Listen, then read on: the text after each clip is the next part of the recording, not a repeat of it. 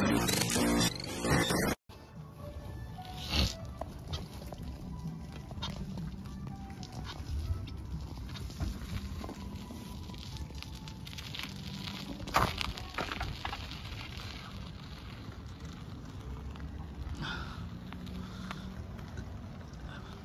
mga kapips, working na ulit tayo.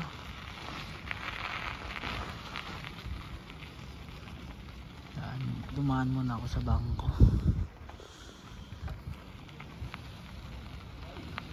Gusto niya yung sahig ko.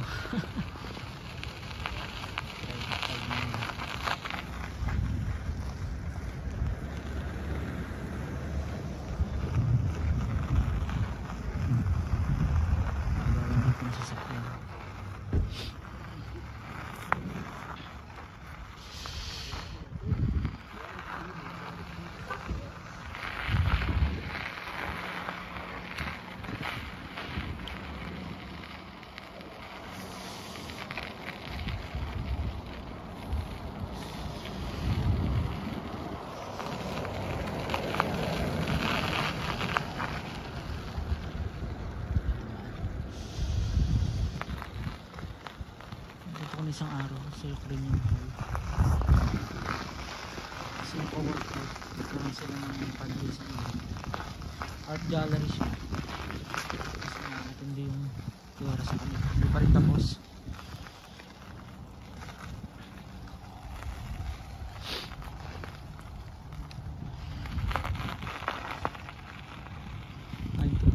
Kasi ng mga infrastructure nila sira na, gawa ng pera nila against Russia.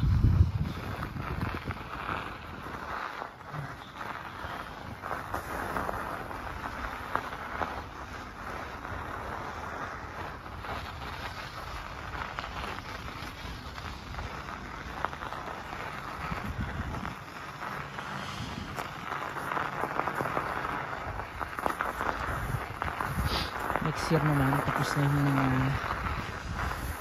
utang ko. Hindi naman siya ganun kalaki, pero gusto ko kasi matapos na lahat.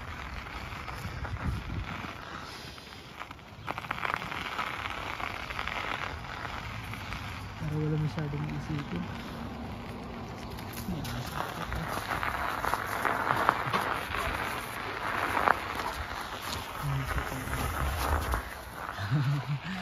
Hi!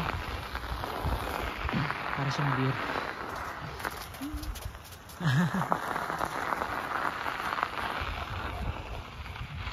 Bait niya.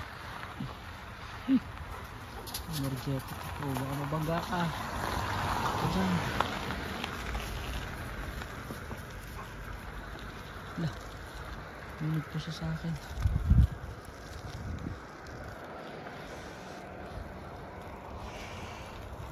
Dog lover mga tao dito kaya marami silang alaga-alagang aso.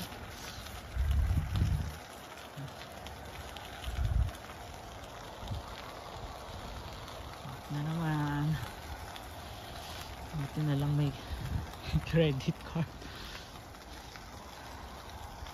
Kung hindi nagbabayad ng utang madali lang, kasi talagang manage na manage ka. So siyempre kailangan ko padala sa asawa ko every 15 days papadala din ako sa amin. Tapos may binabayaran din dito, pero konti na lang, konting push na lang. Tapos kay Utol nagpapadala din ako sa kakambal ko kasi yung pagpunta ko dito siyempre kailangan mo rin ng pera, hindi naman pwedeng wala. So nakahiram din ako sa kanya and binabayad ako ngayon. Konti na lang naman, patapos na siya. Dry na mga halaman dito.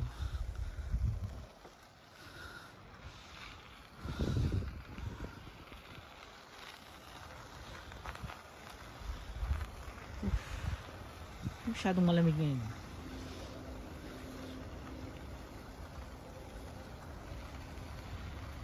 Bilis ng araw, tapos 24 maaga kami magko-close kasi nga may Christmas party, and syempre nga celebrate din ng Canada sa Christmas, sinaselebrate nila dito. Kaya close kami ng 24 at 25. 24 close ng maaga, tapos 25 and 25 is close talaga, as in wala kaming pasok nun. So holiday yon talaga. 25 Lunes yung 25, tapos 26 Martes, day off ko. Tapos 27 day off ulit Miyerkules. So 3 days akong walang pasok. Ang gagawin ko, let's see, maraming pwedeng gawin. 3 days na pahinga, pero pwedeng mabago pa rin kasi yung schedule. Pwedeng mabago pa din.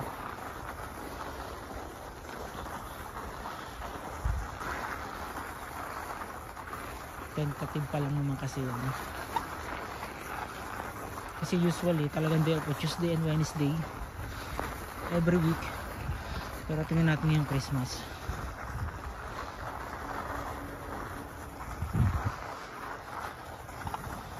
Bilis, magsi 6 months na ako. July ako dumating, August, September, December, so January 6 is ano ako dito, 6 months, kalahati na ng taon, kalahating taon na lang. Tapos apply ko na yung PR, magre-ready na ako ng mga requirements. Bali ang remaining ko na lang is yung aking West.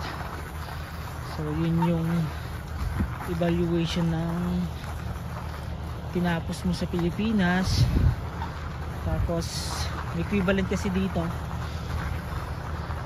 Like me, ako 2 years graduate ako sa course na HRM. Yung katumbas nung course na yun dito sa Canada is high school.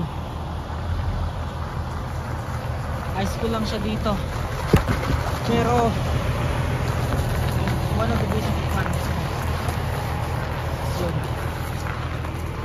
And eligible naman ako kasi nakalagay naman sa requirements kung mag-apply ka ng PR is at least high school graduate, yung katumbas na ipinasok mo. Kaya yun, tapos kasi medyo matagal yung processing, 3 months alam ko kapag create na ako dati ng account ko I'm hoping na maalala ko kasi pagpasok ng February paayos ko na yung West ko, kasi yun ang magsasend ng copy ng diploma mo, ng transcript of record mo is yung university na pinasukan mo. Sasend nila yun sa West, tapos i-email ka na lang ng West kung na-receive nila, ganun lang. So yun yung remaining sa akin, and nasa 10,000 pesos din, almost $300 yung processing nun. Tapos magpapadala ka pa sa school mo kasi nga yung pambayad nila sa i-email kasi nila yun kaya ganun. Dito na ako sa work, dito si Amo yung may-ari. May good news pala ako sa inyo. Sa isang araw pag-usapan natin. Talagang good news.